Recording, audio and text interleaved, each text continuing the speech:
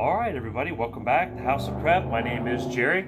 I'm glad you all are here. Hope you're having a great weekend like I am. Know that there's a big game going on later today. I know some of you will be watching that. Some of you are still facing some of the snowstorms going on around our country. It's cold here in Tennessee, but it is sunny, so I'm going to take the sunshine. I know some of you still have some of the gloom. So if you saw my thumbnail on there, and it says, please, warning, do not enter, and we're going to talk about that. And first, if you don't mind, do the thumbs up. That just helps the channel and the algorithms of the YouTube and everything. So do that, thumbs up, and we'll get this video started. So let's talk about a scenario. Our friend Dave sent me an email a week ago or so, and we were talking about a scenario, something he suggested, and I thought it's a great point.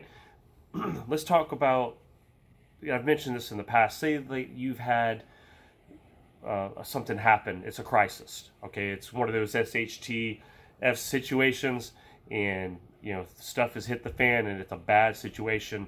Life begins to change. You now can't just trust everybody anymore. Now you're at your home, you've got it extra secure, maybe the windows and doors, extra security, some extra boards, fortifications and such. So now people are beginning to run out of supplies. People are now starting to think, well, what do we do? Maybe they're going door to door. Somebody comes knocking on your door. Okay, things have gotten bad at this point. And I don't know if maybe there's electricity, maybe there's not electricity. You might not have home alarms anymore. So now it's you're kind of having to run your own home security. And someone's knocking at your door. Maybe it's a woman, maybe it's a woman with child, maybe it's a man. So regardless of who it is, they're looking for food. Okay, maybe you recognize them, maybe you don't. There's different scenarios. So let's start with the one, it's somebody you recognize. Oh, it's our neighbor so-and-so, and they're coming over, and you open the door. Hey, we're out of food, and the kids are hungry, we're hungry. Can you guys spare some food? Okay, well, you've got a tough decision to make. And see, that's why we run these scenarios, is because this is something that you should already be pre-thinking.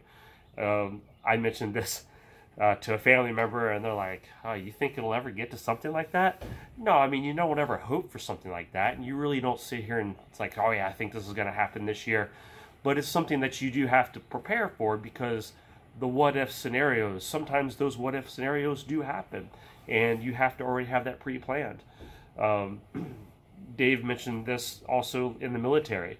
They run through scenarios all the time, because sooner or later they're going to run into some of them scenarios.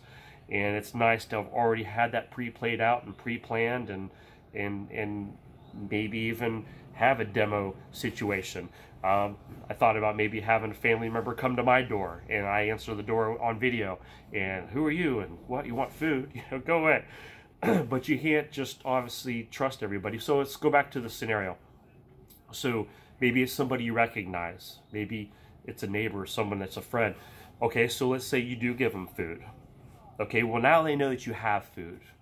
So look, most everyone has a human heart, and you want to help people, okay? You do. You want to be able to help everybody. And that might be your choice in your scenario. And it might be mine too, but that's what now you need to consider the other what-if scenario. So say now, what if they share that information with another neighbor or one of their family members that's starving, and they say, hey, well, across the street they have food, just go knock on their door and they'll share some with you. So now all of a sudden you have other neighbors come, and then that same neighbor ran out of food again that you gave them, and now they're back for more because they're starving. And then at some point where you're going to tell them no, because you're just about out of food. Or maybe you're like, you see the writing on the wall and you're like, I can't spare anymore. I've given you what I have. Well, now they know that you still have it. Now, desperate people can do desperate things. I've seen it. I've seen people that I've known in something desperate happens in life. Their personalities change. They act more desperate. They do selfish things. They do things that normally they would never have done, but their back's against a wall. Okay, they've been placed in a position. It's fight or flight, and they're fighting, and they're going to do what they can for them and theirs before they put you and anybody else above the list. Oh, well, so-and-so would never do that. How do you know that? Until you've seen them backed into a corner of starvation or something in that sense. So let's say it's a stranger and something, or would you open your door and they're asking for food, and you know, what would you do? And they're begging you, they're pleading with you, and they're showing you the kids. And okay, you have to be prepared for that. You have to understand that yes, you can help them, but now you're also putting yourself on the map. And we've talked about security and not letting it be known that you have things and such. So again, I've just been like this over the years. I got tired of answering the door, and it's, you know, people selling this and people selling that, or people inviting you to this and people inviting you to that. And at some point you're just like, I just can't answer the door to everybody. I just can't keep putting up with that, and I have to keep telling people no and this. So I had gotten to the point I had to stop answering the door. So that's like life now. But I'm thinking, envisioning life after a crisis or during a crisis. At some point, you saw my thumbnail. Do you hang a sign? Warning, do not enter. Do you put a sign that says, you know, come down this sidewalk at your own risk? You know, my driveway. Come up my driveway at your own risk, and have signs posted. You know, do not enter. Warning, do not come into my doorway. You know, do you at some point post that? Well, then people are going to know you're home. Yeah, but at some point they're going to come raid you if they think you're not home, because they're thinking it's an abandoned home. So then they're going to come raid you because they think it's an easy pickings. Or if at least you see what I'm saying? There's a couple different philosophies here, and I think depending on the scenario might change your philosophy. And here, let me give you another piece of background that makes me kind of brainstorm on this. Years ago, man, look, old House of Prep here, okay? House of Prep's starting to get up there in age, and when I think about back when I was 17, man, that seems like 100 years ago. So yeah, believe it or not, it used to be a day I was 17. And it was around that age, around 17, I was at a gas station. I had my car, and I filling up gas.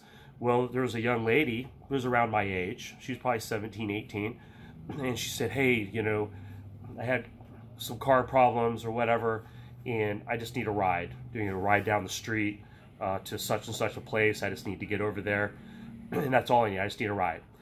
And you know, anytime anybody comes up to me for anything, even at the age of 17, I'm leery. You know, you always grew up, you don't talk to strangers and stuff. But I'm like, you know, she's a girl. You know, she's about my age, and she seems like, yeah, she just needs a ride. And so it's like, yeah, cool.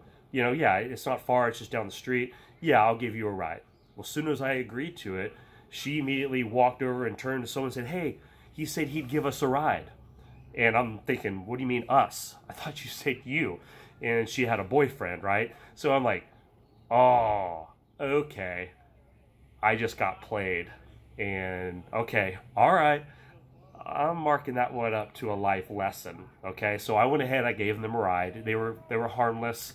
But I could tell I got played, right? You know, you see what happened here, right? You saw it, right? You saw what she did. So I got played. Well, that's a perfect scenario. Look, you've seen this in the movies.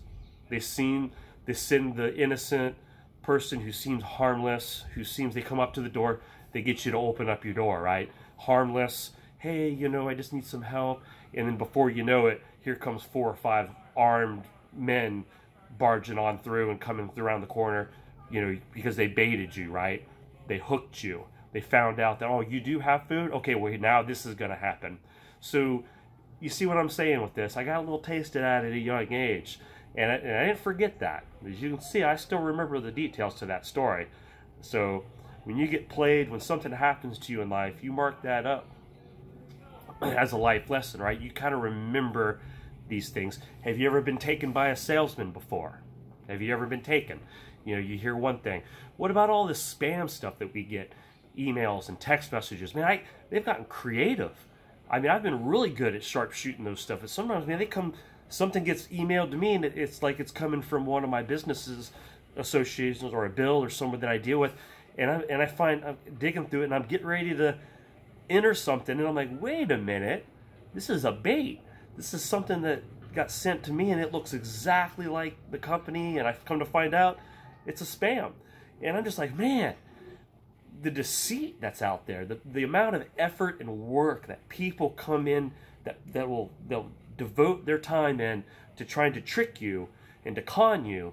And as a prepper, you need to be prepared for that. You need to have those mindsets already ahead of time about the what if scenarios of who you're going to trust and not trust.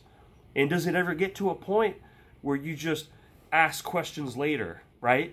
Do you get to that point? So you just have to be understanding that when people have their backs up against the wall, look, you just can't trust everybody anymore. No matter how much of a heart you have, how much love you have for people, you have to just understand and get that people change, and they're willing to run you over, okay? They'll throw you under a bus to get what they want or to get what they need to survive, and they will. So anyway, that's open for discussion. Okay, that's just the tip of the iceberg, and it took me 11 minutes to get to this point. So I think this is a great opportunity, excellent opportunity, to hear what you have to say. And a lot of you are seasoned.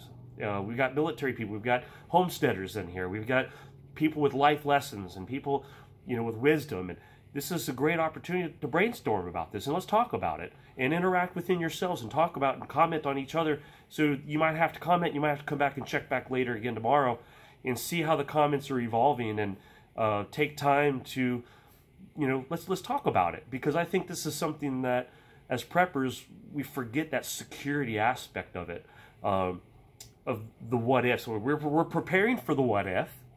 Okay, well, when the what if comes, how do we protect what we've been preparing? Are we going to flush it all down the toilet? Or are we going to waste all of our money, all of our time, and all our efforts for all these years that we've put and invested in, and our heart and our soul in getting this ready so to prepare us, only to give it away to somebody who tricked us or robbed us and conned us? Are we ready for that? No. No, we don't want that. We're not going to let that happen. So we're going to discuss that. We're going to talk about what to think, what to consider, so that when a day comes and someone comes knocking on the door, we've already thought about it, and it just becomes second nature. We already have a plan. So anyway, that's something to stew on. It's something to think about, to ponder about. And I'd love to hear your comments. I'd love to hear them, so go ahead, hit them back, hit the thumbs up button, and I'll look forward to reading all this later. Bye now.